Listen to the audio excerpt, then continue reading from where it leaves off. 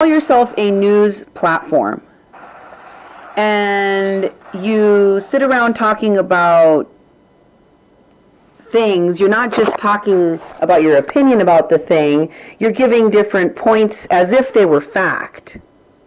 You're talking and saying things as if they were part of the reporting, and you're talking from a platform that you claim to be news. That's misrepresentation. Bye. Have a good time at your meeting. So his call dropped off once again at the end there. Yeah. And then he had to go into his meeting, so he didn't call me back. And I think that he called me back maybe another time that day, or maybe the next day, because I have another call from him like the following day, for sure, that I know of. Mm-hmm. So, yeah, I mean, and it may be hard for people to understand what they just heard because it was from a year ago, right? Yep. And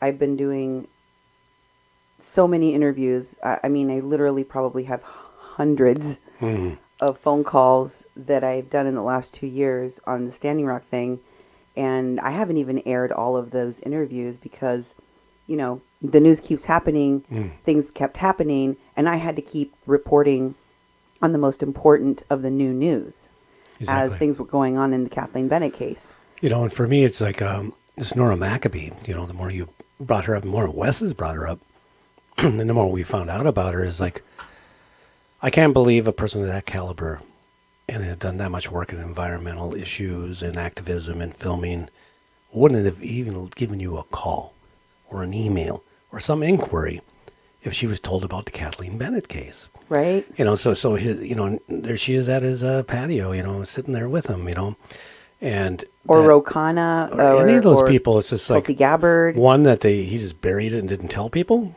You know, he claims that he told. He claims that he did, but then those people should have just done some inquiry or some, because at that time she was still in jail.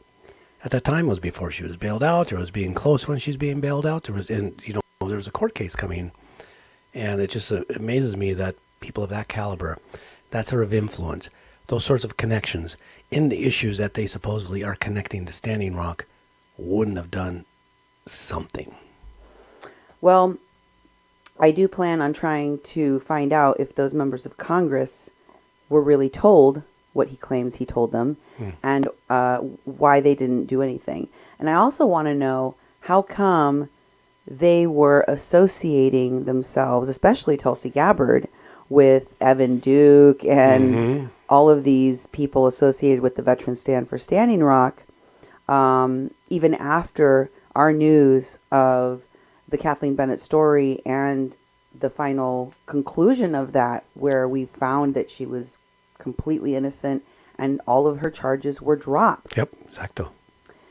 Why Tulsi Gabbard and none of these people have publicly denounced or distanced themselves from the Veterans Stand for Standing Rock debacle, because that's what it turned into. Exactly. They took the money and they ran, and Wesley Clark was very much involved, and so was his dad, even after they left Standing Rock, and he abandoned thousands of veterans there. That's what he did.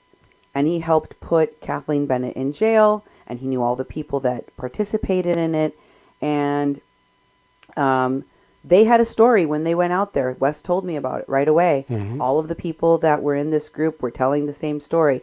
They found an old woman, and she had been raped.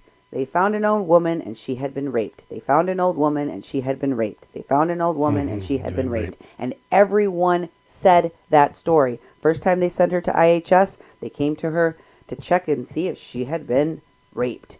The second time, when Bill Running Fisher claims that he found Mary naked and covered in her excrement and urine when she was actually at the casino with Kathleen Bennett, safe and sound the entire time, they also made the claim that there was a call to go and check on a woman that had been sexually assaulted, that had been raped.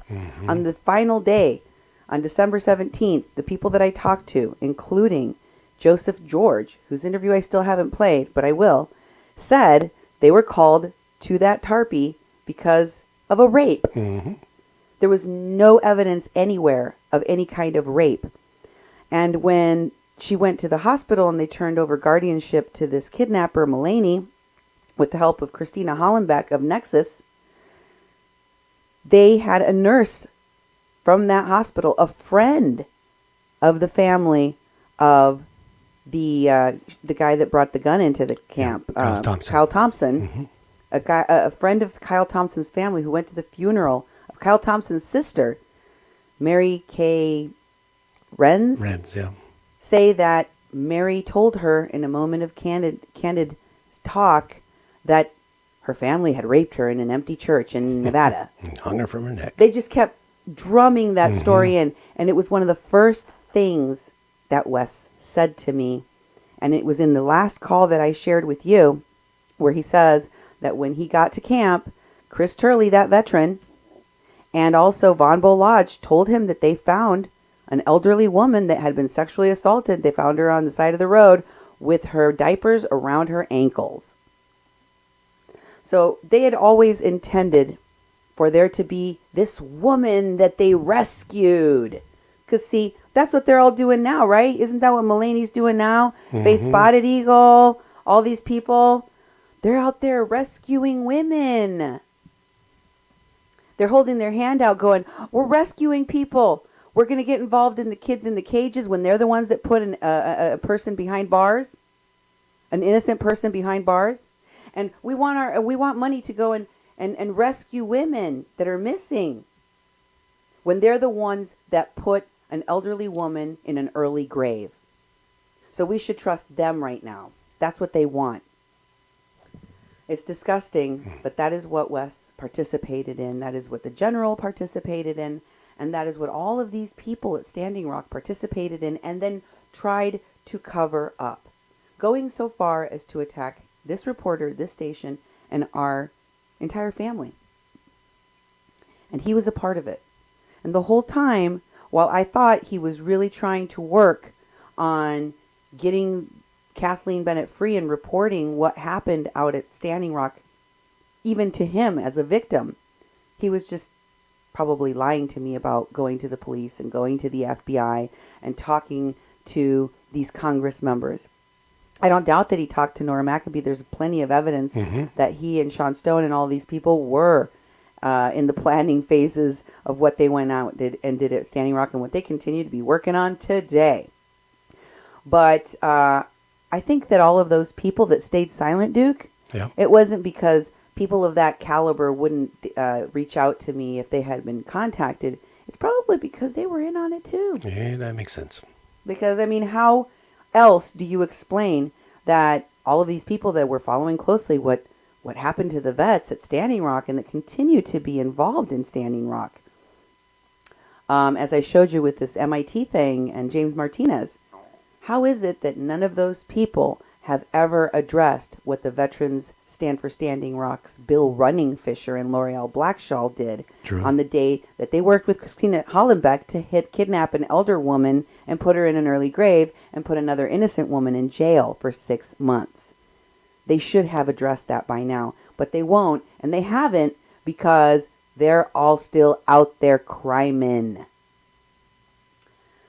So, that's it for tonight's show. I've showed you all those DC influencers. I hope that you come back and join us for our next installment where I will be sharing more and exposing more about who and what Wes and the Veterans Stand for Standing Rock is connected to. Thanks for being with the Mexican Crossing Lines with Cindy Gomez-Schempp and Duke Gomez-Schempp here on 88.1 FM KPPPLP Fargo Moorhead, where we are adding local color to your airwaves. Keep it tuned.